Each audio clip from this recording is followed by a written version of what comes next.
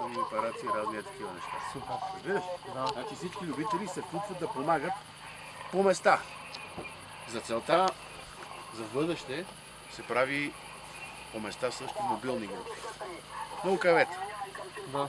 С мотори, с офроуд коли, алабал. Да могат по най-бързия начин да стигнат до местото на събитието. УКВ-тата да предадат информацията на най-близкия, който е по късите вълни. И от късите тук и след това гражданска защита, пожарна, алабал. И това е един вид тренировка за 2 часа. Аз ви предлагам да стоите тук и да слушате по време на тренировката. Има списък на всичките, които са записали. Всичко е доброволно. Ето, седиш един и почти. Това си ги цялите. Аз ще ги викам един по един да се обаждат, да казват кой, как е.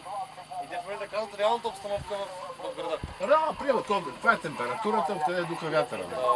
Ако има събитие, казват това събитие. И другото казват с каква апаратура работят.